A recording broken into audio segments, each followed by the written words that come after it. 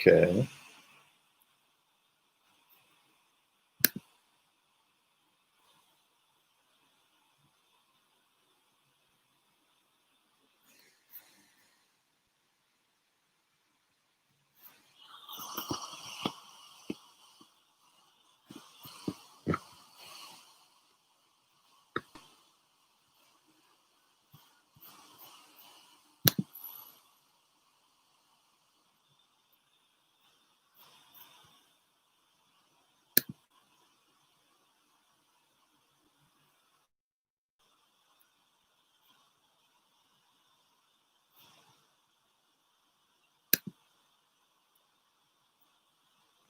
Yeah.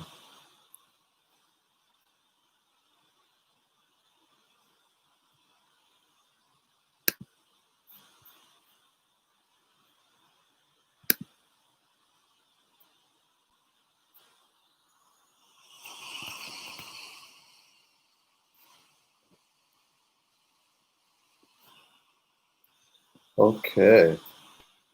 So we're actually maybe a bit early. Just a tad.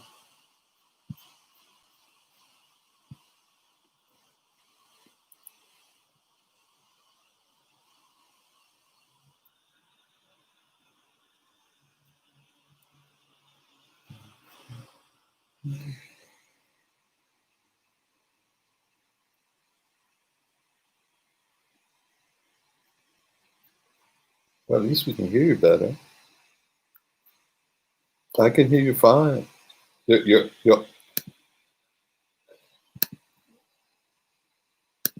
well, your audio is superb. That's all I have to say. Of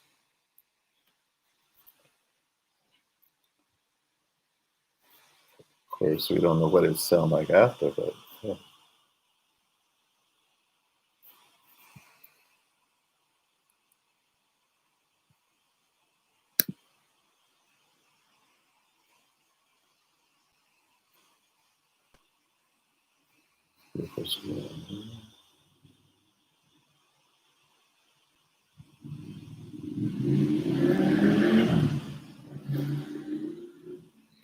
Yeah, yeah, the audio sounds wonderful. That's usually,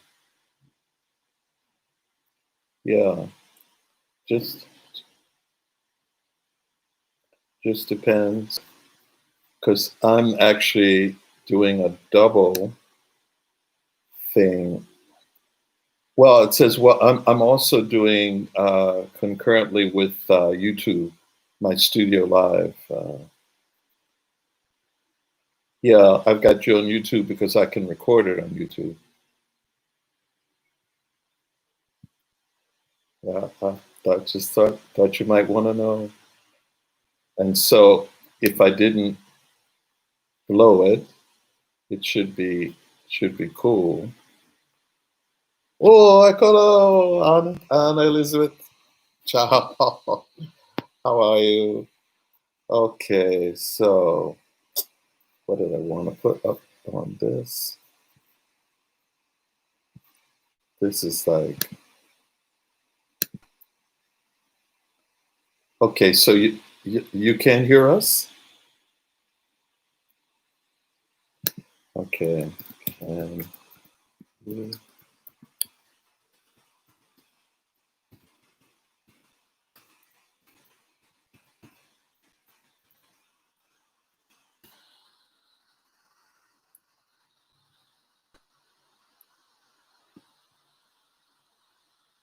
Okay, I have a feeling that you have to okay the sound down at the bottom. You see the microphone, and then you see video, and you kind of have to okay the mute and unmute. So it must be muted on your part.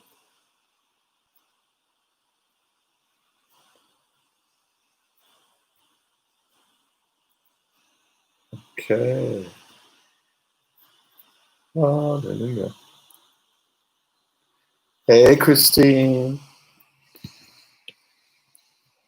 We can see your chiaka, but we can't see your face.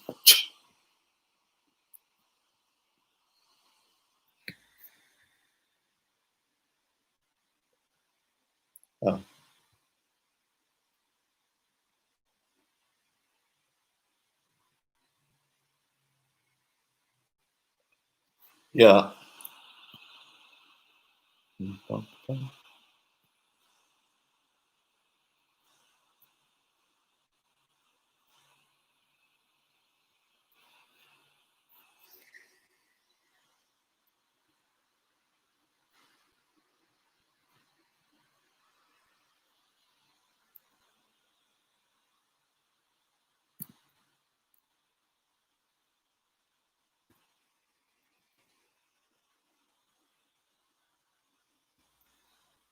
Can you hear us now? Okay, so now we can't hear you. Okay, so if you unmute you, then we can find out if there you wunderbar. Wunderbar. Excellent.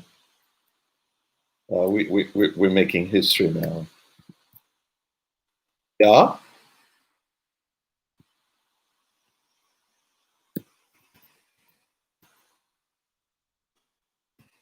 Yeah, you're on here. You're on here. I just can't see your face.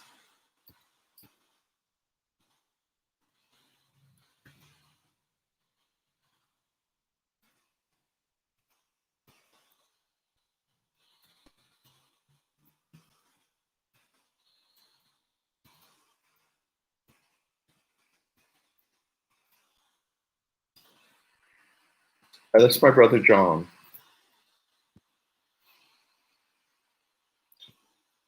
Yeah, I think he went for cover. Yeah, so if he tries to click on the one, sometimes it's easier to do that because I think Lucianne she clicked on what I sent her, and then she was able to kind of pop through with everything. Wow, we're making history now.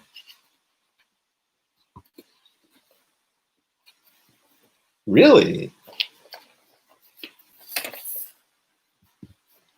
Why is that? Do you have all kinds of buffers or something?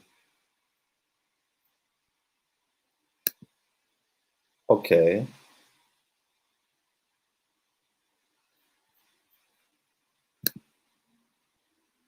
Yeah, on the browser, yeah.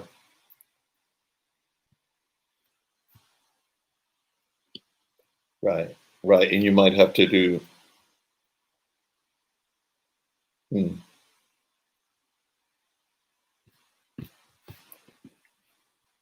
So you're saying it's hmm.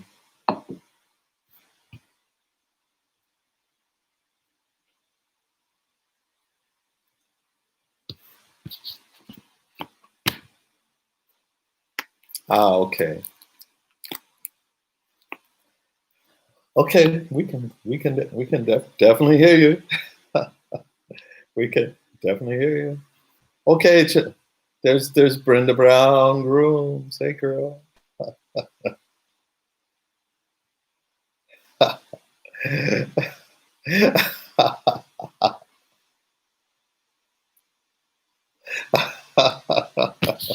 Oh, that's right. So yeah, you do have that going on. Okay, fantastic. Um, I kind of opened it up, so yeah, some other people may pop in, but I think it's been good. Hopefully, Lucianne can come along. Last time she had other things before she actually get on, and I think she said she might have some issues about today. But I thought the conversation last time was really good. If someone else wants to kind of do uh, I can I say? Um, oh gosh, I'm caught between two languages. Between can.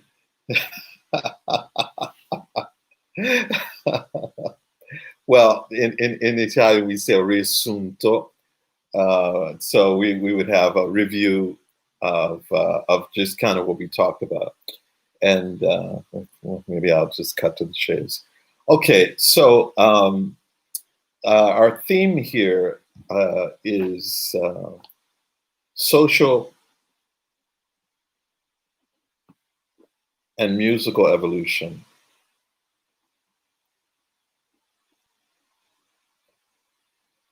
And pretty much we talked about that. Well, the base of what we're talking about is in light of current events, and pretty much what we came up with is that we're starting to have a narrative or a conversation that I think people are tending to have in more places. Um, and we're trying to find a way to, uh, what do they say? I wrote this song years ago called "A Time to Heal," and but there can be no healing until you start talking about if there's a problem, if there's not a problem, and so on and so forth. So we kind of started this out with a graph that talked about um, evolution of music, and I don't know who did the graph, and pretty much it was sent to me by one of my students. And I thought when I saw it, I said, wow, because on the first side it had white culture and then it had black culture. And under white culture, it had Baroque and opera. And then on the black culture, since it gave kind of as a timeline from the 1600s to 2000, it had everything from the time of slavery in the United States as traditions and instruments and so on and so forth. And when I first saw it, I said, well, obviously this is not about the evolution of music; it's the evolution of Black music or music of the African Americans or the ones that or the sons and daughters of slaves or whatever you want to say it. And it really was kind of like a misnomer about the evolution of music. And I kind of briefly talked about the conversation Anna and Elizabeth and Lucianne and I had about that. And it kind of, what we did last time, it kind of led us into just the whole that idea of how to carry on a conversation. And pretty much we came to a consensus. And the consensus was that you cannot have a conversation about anything unless there is a desire to commune together, to communicate. If there's no desire to communicate, then it's just like, me standing on one side of the street and throwing mud pies at you and vice versa. Okay, and that really does take us anywhere. And given what's happening on the world scale today, there's a lot of mud pie flowing. Okay, um, a lot, a lot. And so let's kind of open it up. Brenda, you were talking. You had brought in the line about communication. Can you give us kind of a refresher what you were referring to from the last time? And we welcome Anna Elizabeth, uh, who wasn't with us last time, but Anna Elizabeth in Charlottesville. You okay? She and Brenda are in Charlottesville. Okay, so we have.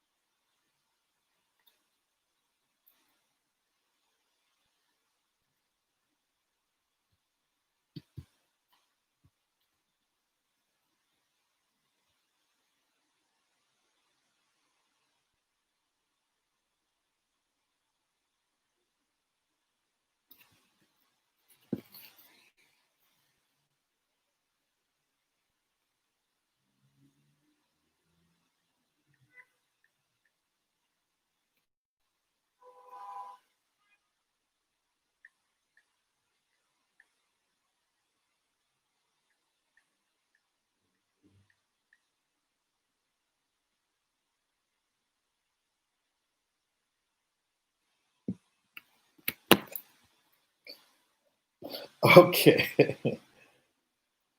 Okay. Anybody want to jump in? It's an open field. Okay.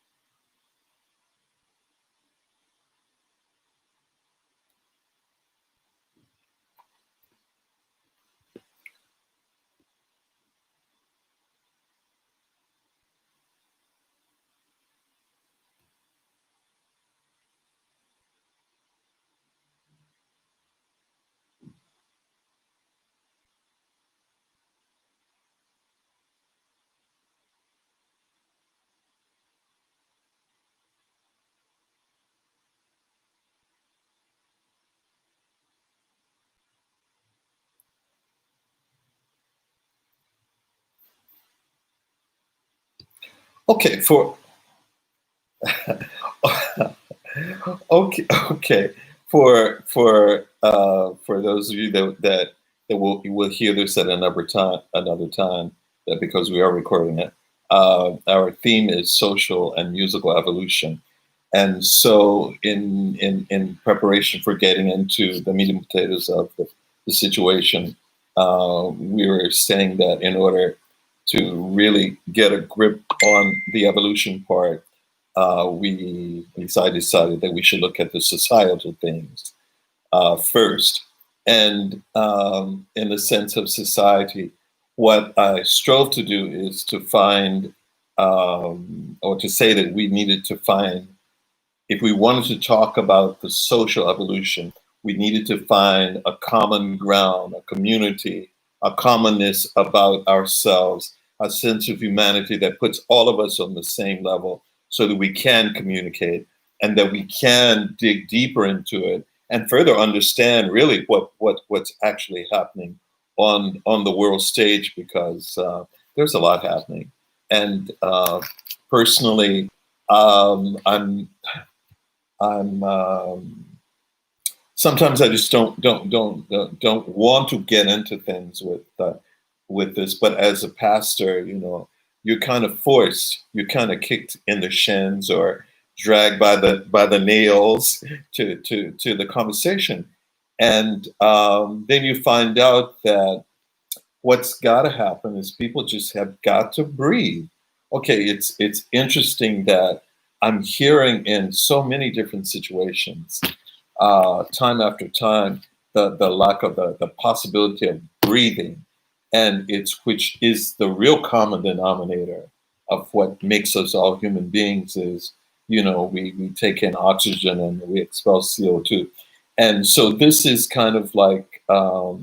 Kind of where I want to start, and then just see where it goes, because already my pastors group has talked about maybe doing this again, and I think we might end up doing it in Italian, but and maybe doing a kind of like a cross cultural thing with that. Okay, so the floor is open. Whoever wants to chime in.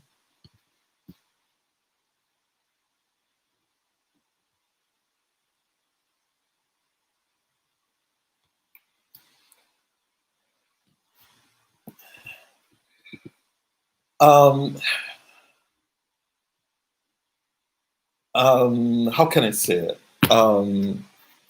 There's okay, okay. There is a side to me that's very, um, the side that I understand is so important for me as a Christian, to be loving and patient and kind, and to persevere and forgiving and forgiving. But then, there is the other side, that when I look at the problems, certain problems in our society, as I explained the last time, the whole story about what I heard one pastor say that I thought was rather interesting about Black Lives Matter. It said, okay, entire community, we got one street, we've got, just take Charlottesville, for instance. The one street, you got white people, black people, everybody on the street, everybody's got a house, the house is worth kind of the same, maybe. Okay, this is really kind of giving common ground. And then we're trying to decide, we need to have a good fire department and a good police department to take care of all the ills and whatever, things that go on to protect them. Okay, but however, the house number 5 on the end there is burning. It has been burning for a good deal. Okay, so the idea of Black Lives Matter is that house on the corner there has been burning for some time. Okay, it's the one that needs the attention, not the others 4 that maybe are not burning. Kind of what like Jesus said. Jesus said, I came not for the people that had it all together. I came for those people that were ill and, needed me in that kind of way. Okay, the reason why I said I really didn't want to, sometimes I want to talk about it, because I'm going to say, I'm a preacher's kid.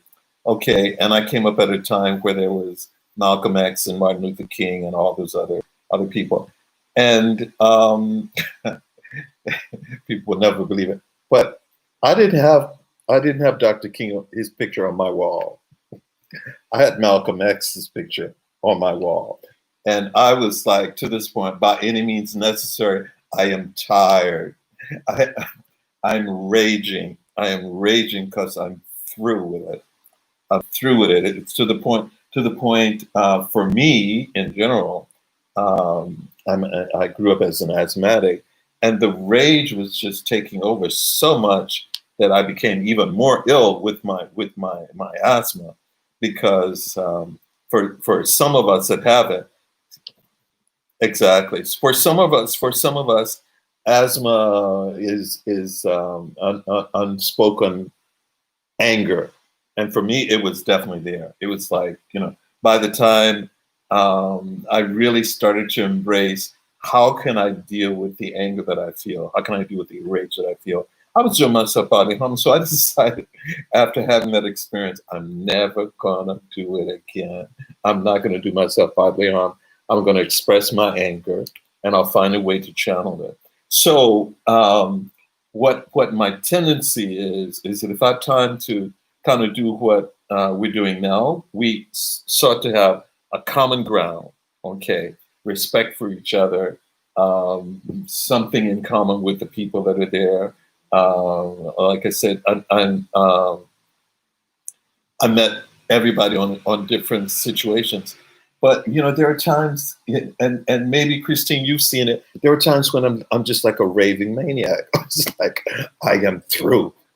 I am just done. Okay, I'm just done. And so usually most people don't expect that from me. Because I'm usually pretty good, and it's like I decided to choose my battle. It's not worth it. But there are just times it's like, oh, basta, basta, basta, basta. And so after having seen the scene with George Floyd, and after having been arrested and never having ever, because my parents would have killed me straight out to show up with, and they have to come down to the courthouse to get me. Nada. I just want to tell you, I was celebrating, and Anna Elizabeth probably can relate to this. I was celebrating 6 years that my mother had her homegoing, and I just want to tell you, Andrew Brown would not have it. Okay, coming down to get you out of jail was just not. It was not gonna happen. It was just not. That was just on her watch. It was not gonna happen. And God forbid if my father had to put his clergy collar on to get you, come and talk to anybody about you. So therefore, I was keeping my nose and everything else clean. But this was a situation. I was a grown adult working in San Diego, and then I got arrested because I was hauling my records in from my show, my radio show, and my friend was helping me, and he would go in, and I would come in and bring my records because I had to. It was a border station, so I had to cross the border in order to do my job. And so my friend came, and they were talking to him, and I was doing handling my business with my records and stuff. And the guy, they're like 4 policemen, and they grabbed me and they put me in a chokehold. It's like, okay, so now for whatever reason, God would have me to understand what it feels like to be in a chokehold. It was like that moment in time, and I was just like, and it was like it was almost like one of the things I talk about in Italy when I was asked to be fingerprinted because they were doing it for everybody, not just because I was Black. But the thing that happened was when I came in, I gave my American passport to the police, and so we walk into the room. They put the Black people on that side and the white people from Europe on the other side, and so and they treated us badly, and they treated us the ones of color even worse. And so at the end of the situation, the guy said, "Don't leave the room until I tell you." Okay, so he went out to have coffee or whatever, and the person that was handling it all was going about doing this, and he said, "The next person come along." And so I went in, and so about 10 minutes after we got underway, he came in, a sergeant. He came in screaming and yelling, "I told you!" And I could hear he was going for the BOY, and I was thinking, not today. And I've learned how to deal with the head trip on all of that. And the guy said, "Don't worry about that." So at the end, they gave everybody their passport, people from Eastern Europe, people from that one. And he said, who is Mr. Brown? And I said, "I am." "So you're American?" I said, yeah, I am America. And I thought, what difference did it make? Okay, for my brothers that were from Africa or the others, why were you treating us any different? So I say all of this to say that that after having been in Santa Monica and had a policeman on a bicycle come up to me with my friend who was putting his lock on his Jeep, and he's got a magnum in my face. And okay, so what am I going to do? Try and talk? Nada. He said, "Put your hands up." My hands were up. Okay, he didn't ask me who I was, what I was doing, anything. Neither did the others. And so it was kind of like when I was watching the tape with George Floyd. I cried. I cried because I could feel it. I could, there, but for the grace of God, go out. So then when I get into conversations like this, and the passion rises up, and the anger rises up, and it's not like you're trying to burn the hood down. That was not where it was at. Um, but I'll tell you, in my lifetime, I haven't been far from it. Okay. It's like you're just so ticked that you just don't care. It's like it's not yours. You don't have your space, and so on and so forth. So to go back to your original question, it's because I don't want to deal with that anger. I don't want to have to explain myself over and over and over again. I'm old and still having to explain myself. It's kind of like one of those, or a situation of being in church, and we had this in common. We're having a seminar, and the priest gets up and explains to us where gospel music came from the Irish. I was trying to, okay, do I get up now and walk? Do I stand up and refute him right now? I was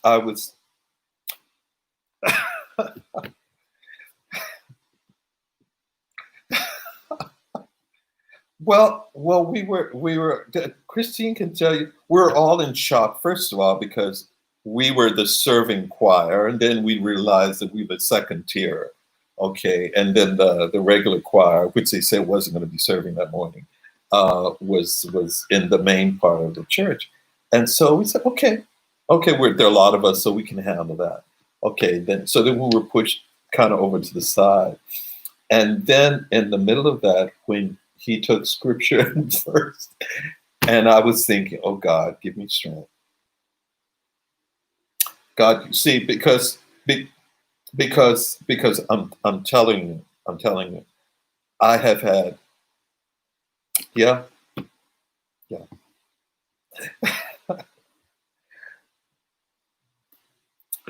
Well,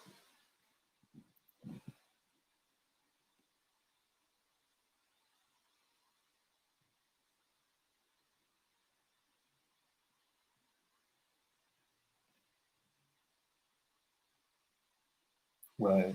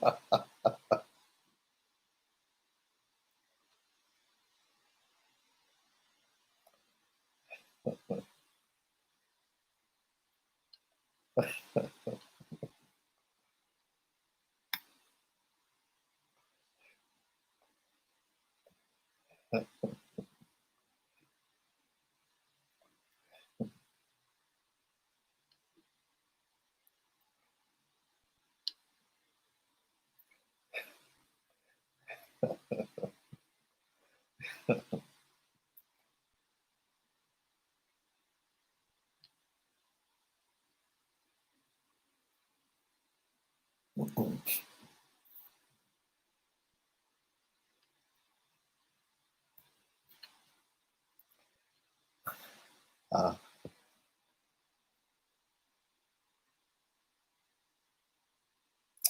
yeah.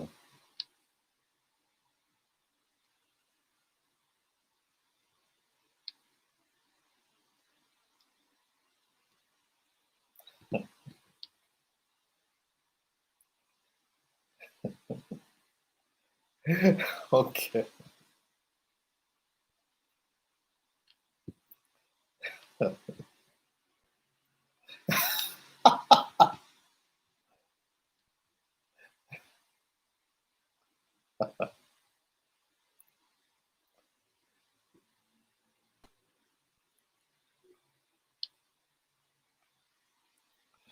Okay.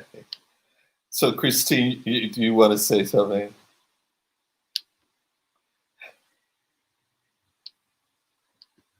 Go ahead.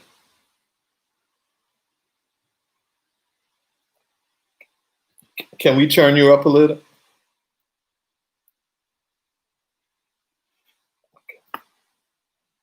Yes. Okay, we can hear you now. Good, great. Yes, better, better.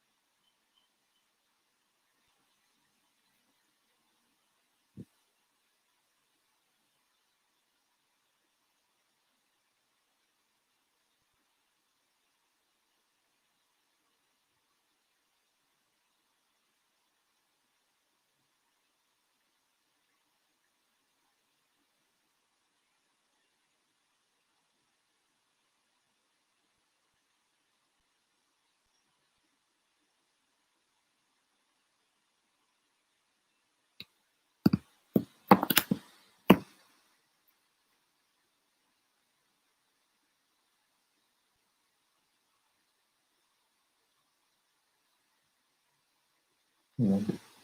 Okay, someone else?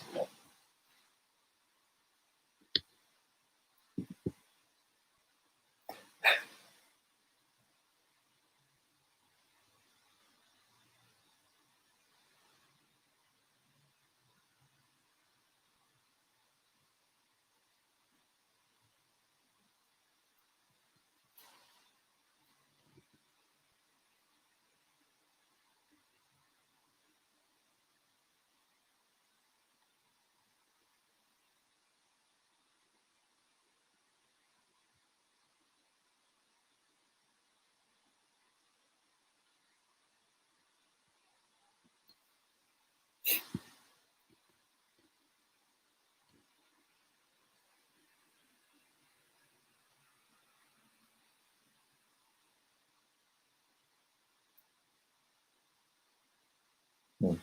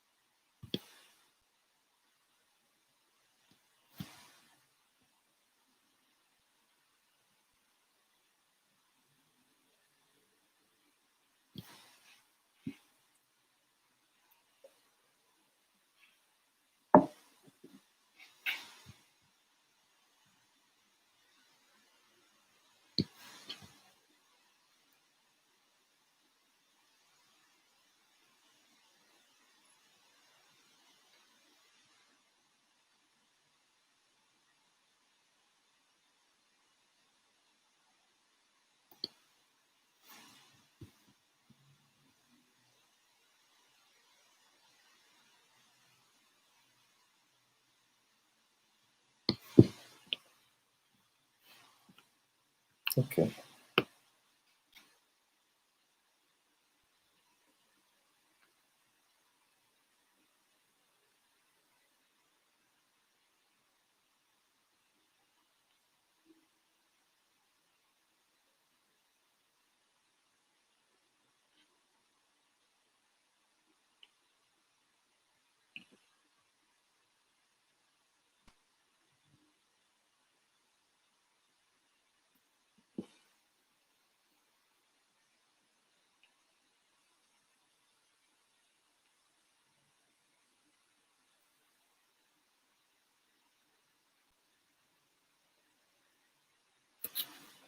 Okay.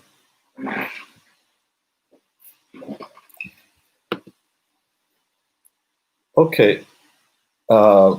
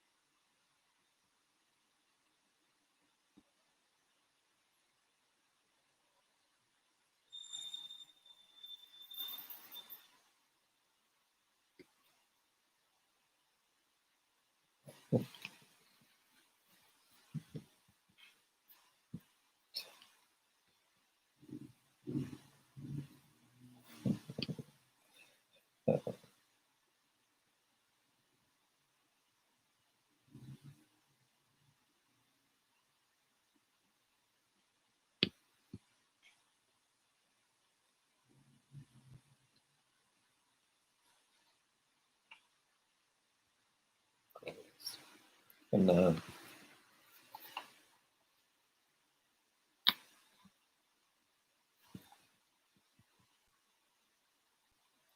okay. Since we have we've gone at it for about, about 56 minutes, and we probably have maybe an hour or an hour and 45 minutes more to go. Pretty much, we've touched on something I think that's really key. But I wanted to hear Anna Elizabeth say something if she'd like to.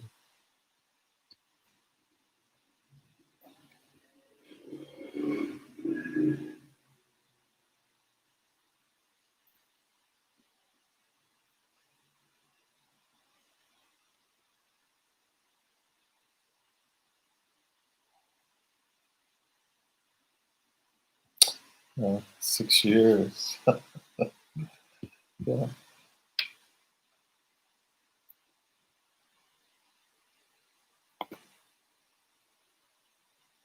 yeah, yeah.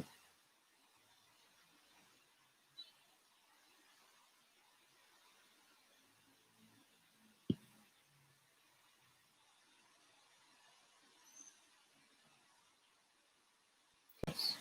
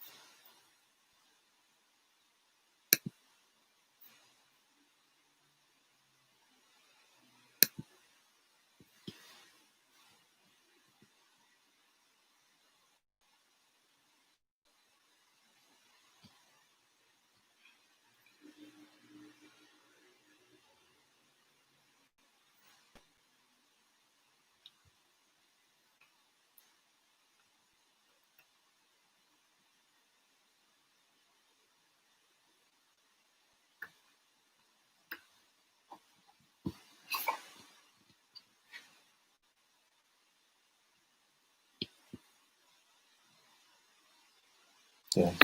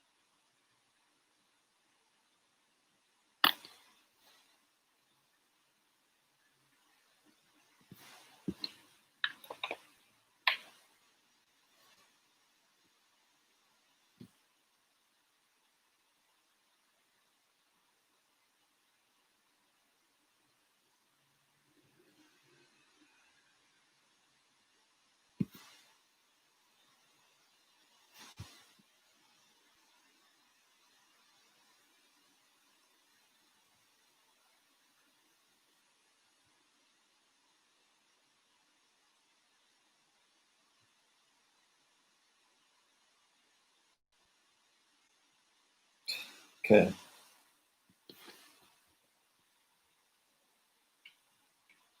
Okay.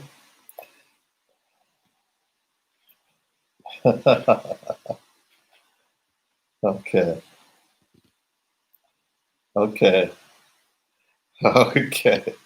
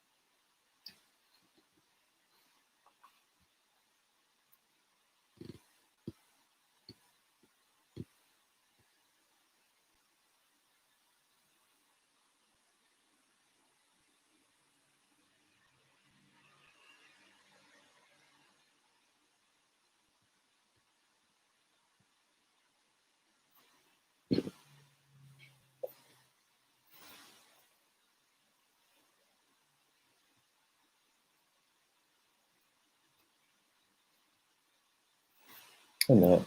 Okay. Thank you, John. Uh,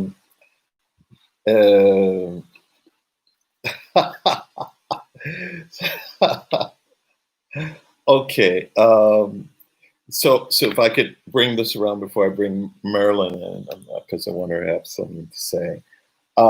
Pretty much what we've kind of looked at is, and I suppose I underestimated the power of the idea of having this kind of discussion and the depth that it goes. But to kind of bring it around to the beginning. Okay, so I was watching Phil Donahue, and he was interviewing Farrakhan. And Farrakhan is from the Nation of Islam, and he had some very pertinent things to say. And it's something that is important to understand. Otherwise, we miss the whole game.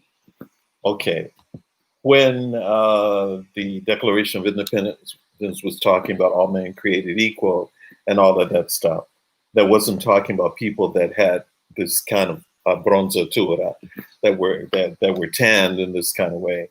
They were talking about somebody else, and pretty much they were really talking about all white men, not even the women. Okay, were created equal, and so yes, so we when we look at the evidences and so much of what's been said and what's been done, you understand that you have to understand the beginning of it before you can understand how to move into resolving the situation. Okay, so when we talk about the Africans that came to the United States, uh, well, they weren't people anyway. So I mean, they didn't have any rights. It's just like, you're not looking for your dog to have rights. But then now in this modern world, the dog has rights. When on a train here, I was having a problem because a woman bought her big old dog and set her big old dog right next to me, and I have allergies that you cannot believe.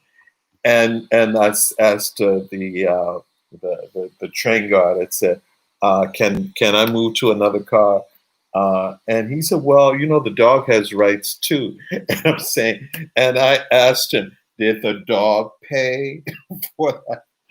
And so, anyway, the, the long and short of it is you have to understand how it got underway and how we lost control of the situation and how the situation was in the beginning.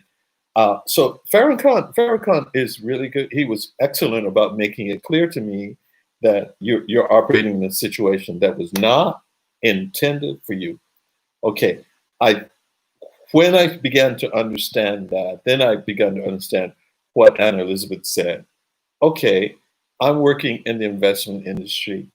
I've got a glorified vice president of so and so and so and so and so. Okay, and somebody's having a problem with me. That's not my problem. It's their problem.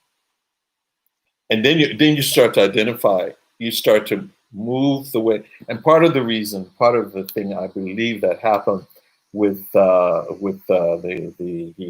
Juneteenth is all of a sudden everybody expects it. There's going to be a bloodbath that you just couldn't imagine. There would be blood rushing in the streets and all the whole thing. It's like, no, people were done with being slaves.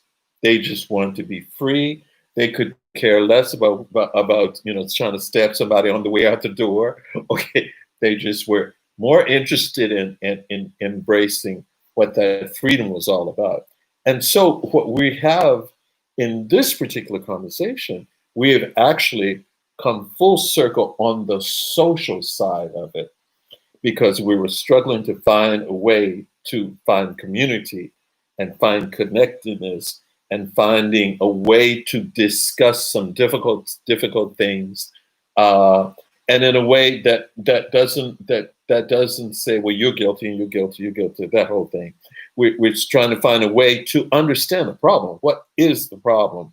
Why is it that we cannot get past this? We talked about it from the beginning, the original sin, slavery. It's just done. It's done. Okay, accept it, move on. We're not trying to nail you to the cross.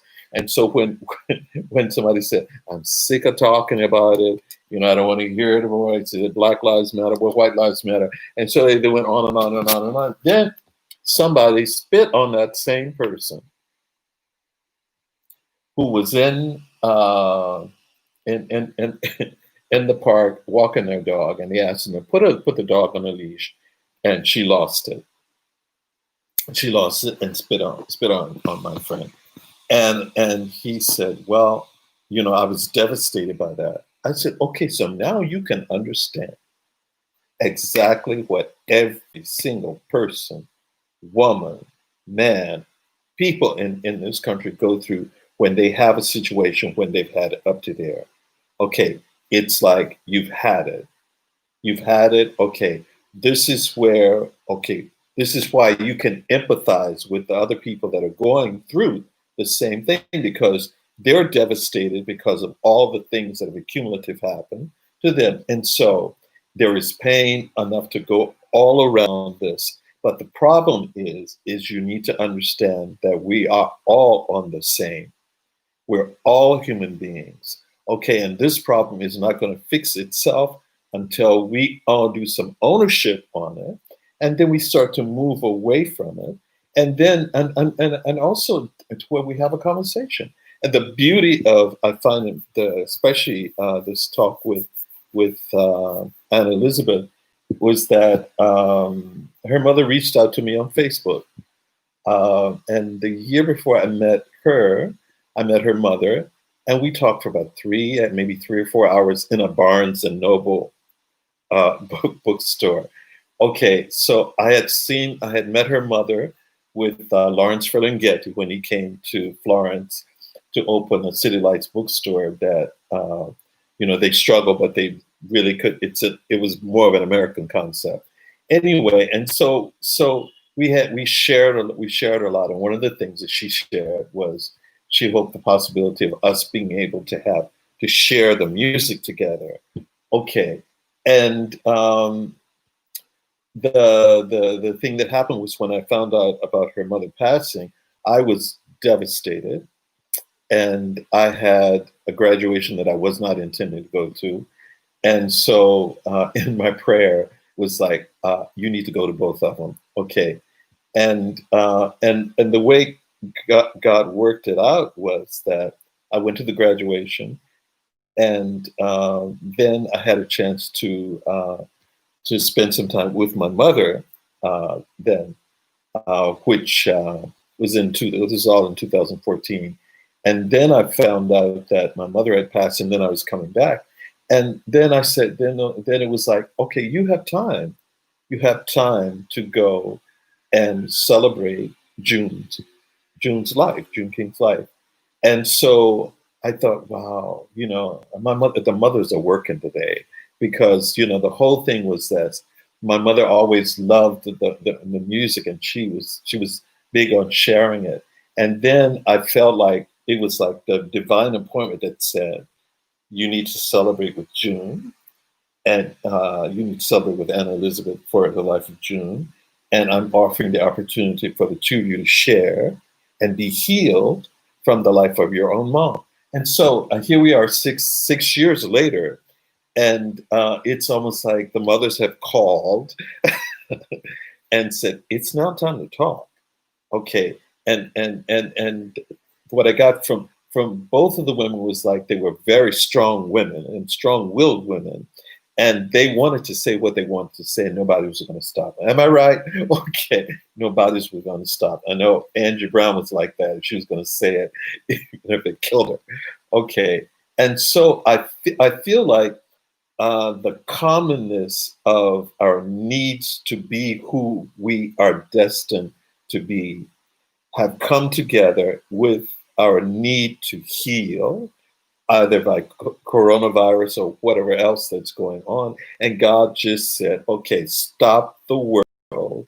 It's time to deal with it. And I believe that this is like, it's like one of those possibilities, one of those things that, that happen. I've been in earthquakes in San Francisco when everybody was like, no, no, no, everything's cool, and all of a sudden the earthquake happens and everybody's on the same level. Everybody's trying to find a place to go for cover, and we're all feeling, and we all feel needed to be ministered to. But imagine that happening to the entire world. And so for me, it was like, it is time that we have an opportunity to kind of deal with that.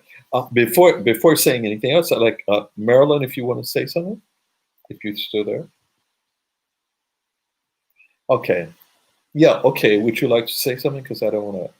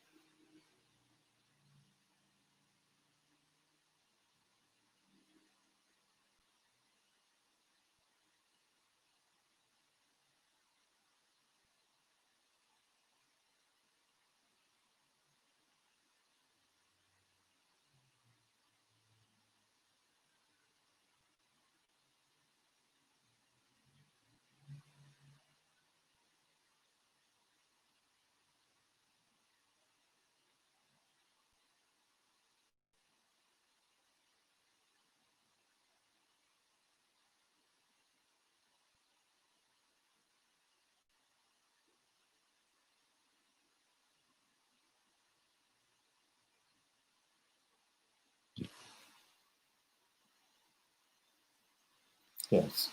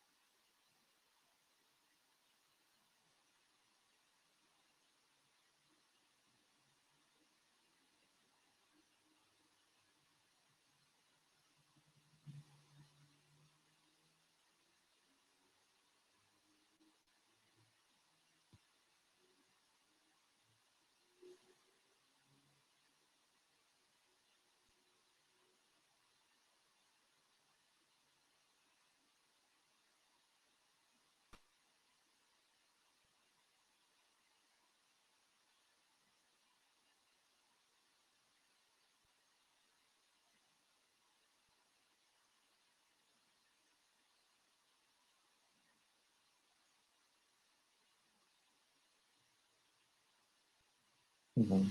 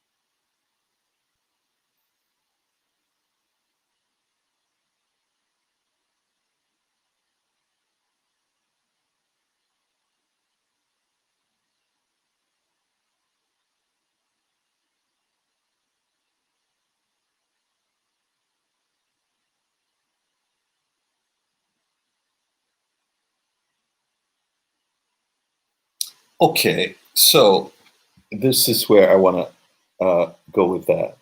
Okay, so the impetus, the original of this is that we're already there in that higher place, and that's why we're looking for community at that higher place. I have found that these kinds of dialogues, these kinds of narratives, people have got to say whatever the heck it is that they're saying. It's got to come out. And I've been in 1,000 ones where people said stuff that made me want to do a Linda Blair, okay, and my head would spin around 3,000 times. And the point of the matter was that the reason why a lot of people don't talk is because they're afraid to say one of those things that put that big feet in their mouths and keep doing it for a half hour or more. But I just say that we come from the commonness. We come from the possibility of letting people breathe. As a choir director, um, I am, how can I say it? I'm terrific. Okay. Because I do not let bad notes pass. Okay. And I might take you to task right in the middle of 20 people. But I've done that after having established a safe place where that person can feel that it's not personal and that we're all striving for the very same thing, and we are one unit. We are one choir, and the importance of your as a one singer in that section. That your one bad note could take the whole section out. Okay, and I try and get that passed, but at the same time, I try and give people also the opportunity that says, okay, maybe that person has been singing another voice or something like that, and you want to bring the commonness and you want to build and build and build and build. Okay, so what I'm saying is that we came up to something that I think is absolutely and positively crucial. Is there's a grace that that lays out the level playing field from that, and so I'm saying what is it? They say the only stupid thing you could say in the conversation is stuff you didn't say. Okay, and I'm not saying it's a stupid thing, but I'm saying that it's got to be said. Okay, It's like, oh, some people I'm friends with for 40 years or so, they said stuff is like, oh baby, I can remember, okay, I would, we would go forever on that. But then you realize that, the stuff has got to come out. They have years and centuries and stuff that's just been hanging, like a Maya Angelou says, or people saying stuff to you that it's in your head, and it comes down like wallpaper when you're in one of those crucial moments, and stuff pops out and you don't have a clue why it's popping out. But it's like, if they don't let you come out with it, it's like it's going to stay there. And so what I believe that we have come to in this particular discussion, I think we probably need another hour and a half to kind of finish it, is that with all of the differences, with all of the challenges, with all of the different classes and the nuances and all of that, those of us that are on the front line as pioneers and what so personally, I'm in Italy because one day I was standing on the options floor of the Pacific Stock Exchange, and the Lord spoke to me, said, if you want to work in the next generation, you need to speak another language. And I will tell you, you can refute it all you want. I'm here, I'm a witness that God said, you need to speak another language, because where you're going, if you want to participate in the global markets, in the world at large, you need to go to the next level. And so we've established as the next level in the societal part of this is that we've got community. Okay, we've hashed out a few things. There's probably some more things that will come out, and we all have our idiosyncrasies and all kinds of stuff that we have with that.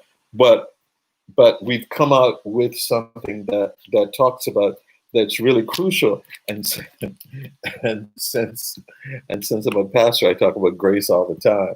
It's like it's the grace of God. It's the grace of God that I'm Black. Okay, it's the grace of God that Christine is white with blonde hair, and we've had some fights. We have had some fights. Okay, but we love each other, and we would stand tooth and nail if somebody came for Christine. Okay, but that's the grace of God, the grace of God that works in us to teach us forgiveness, to teach us how to speak to one another, that teaches us how to be the brother, how to be the neighbor.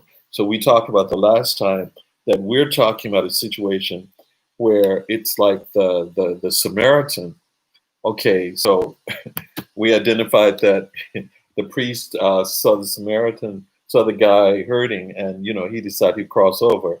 Okay, then another guy who was steeped in his maybe we want to say theology or whoever he was, but then it was the Samaritan guy that was ostracized major part of his life, but he was able to feel that pain and stop to change the situation, and so he took it upon himself that this is my neighbor.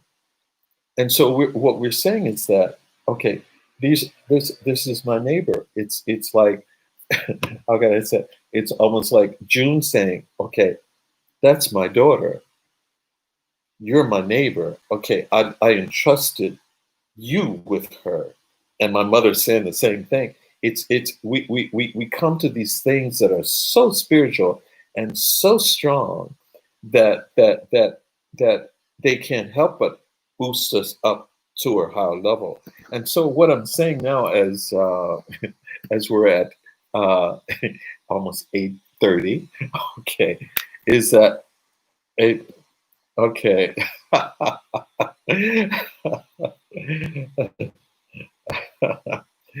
is that I think we might need to.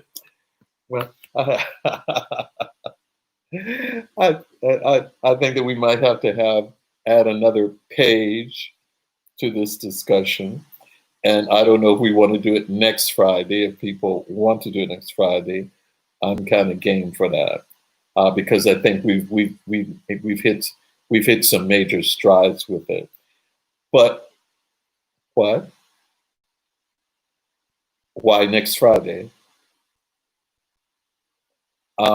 Because for most of us, Friday is a better day.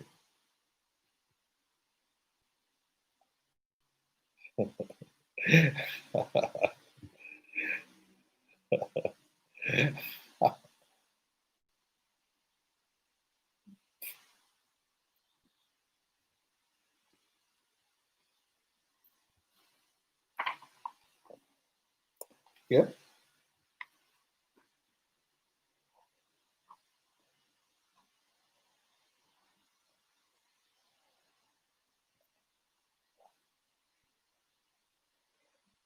Okay. So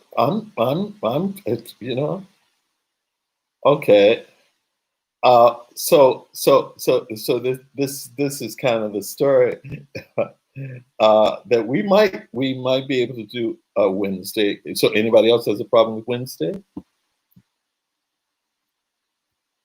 Yeah, that's what I figured.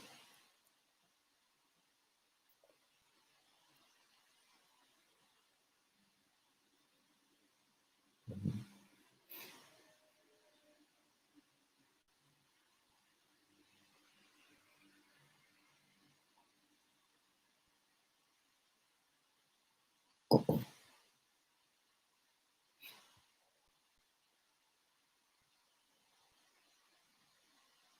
Oh, okay.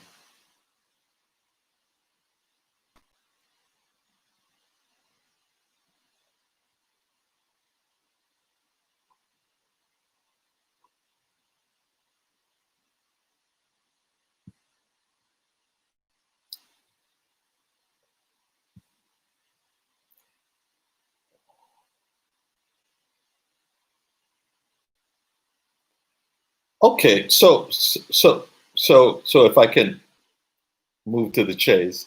Okay. So um, money for most of us is our pajama day. Okay.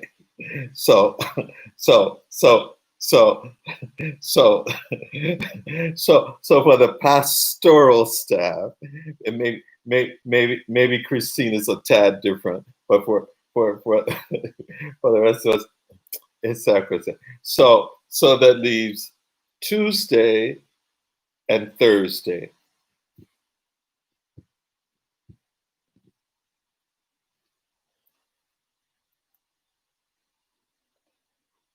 I just said Tuesday and Thursday.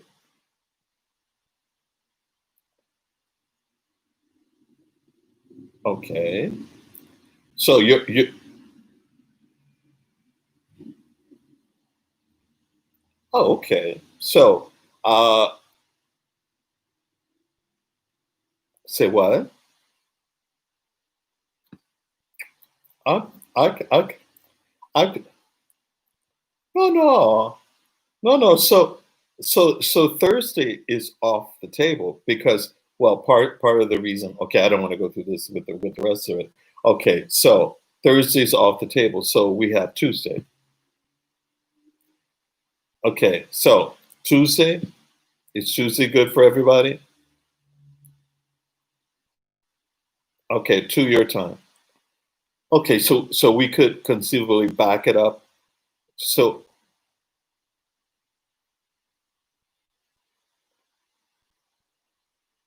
okay,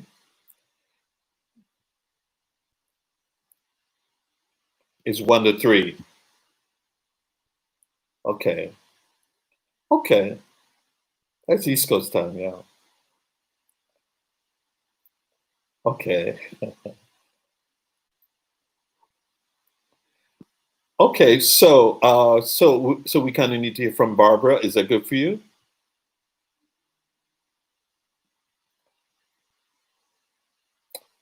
So 7 to 9. 7 to 9. No.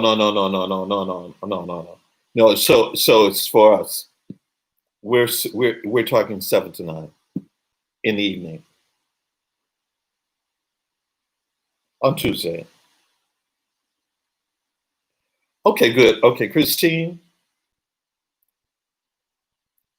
Okay, Christine. Is that good for you? Will that work for you?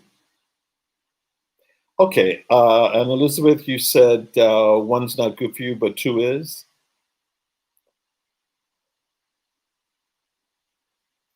Oh, okay. Okay, so you could go from at least two to three. Okay, so Maryland?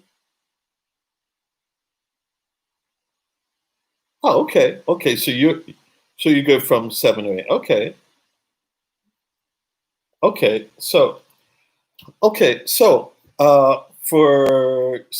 We're on Tuesday from 7 to 9, which would be from 1 to 3 Eastern Standard Time. Okay? Wunderbar. Okay, okay, right. Okay.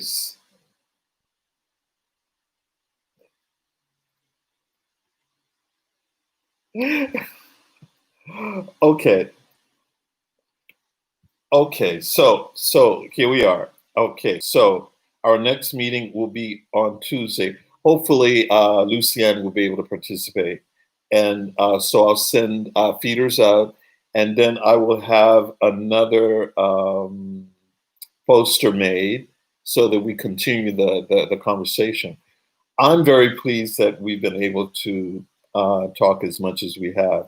I know it's not always the easiest thing to do, but I think that we'll find that this is a growing and a very fertile situation, and I believe that it's some things are being said that are really, really quite necessary. And so I will ask uh, if we could say a word of prayer. Uh, Father, we thank you for this day. We thank you for your many blessings that you bestowed upon us. Thank you for each and every one that's here. Thank you for the road that you carried us on to arrive at this point in time. We know that there are no accidents and you have divine appointment. And we pray that we would just arrive when you want us, where you want us, and how you want us. And we give the glory, honor, and praise to you. In Jesus' name. Amen. Okay.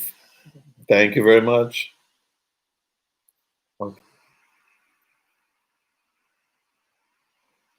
Uh, John, I will have to notify you on that because right now I'm rushing to another meeting. Okay, so, oh gosh, excuse me. Oh gosh, but hang on.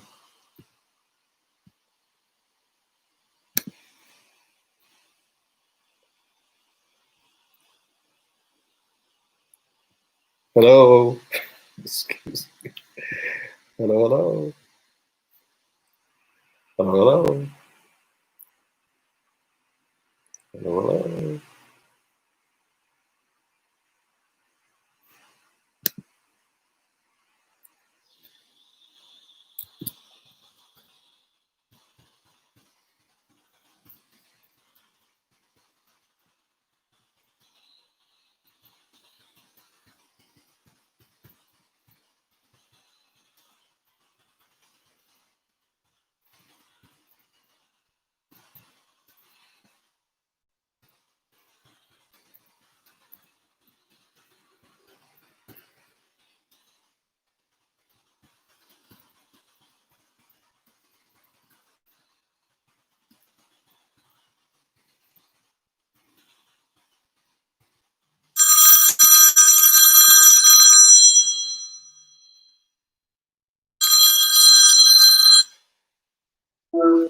Hello, cut you off by accident.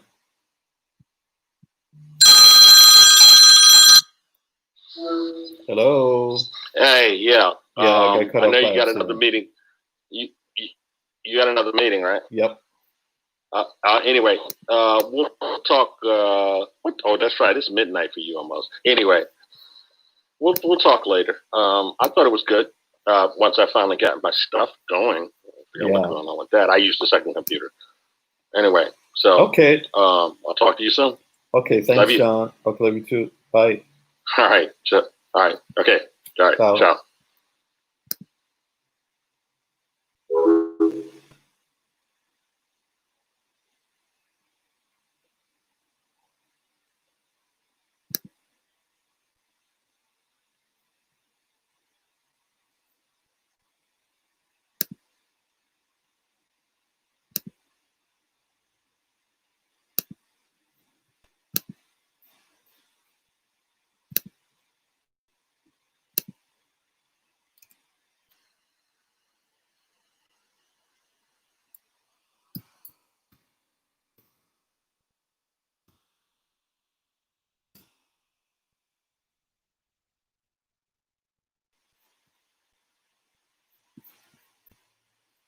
Okay.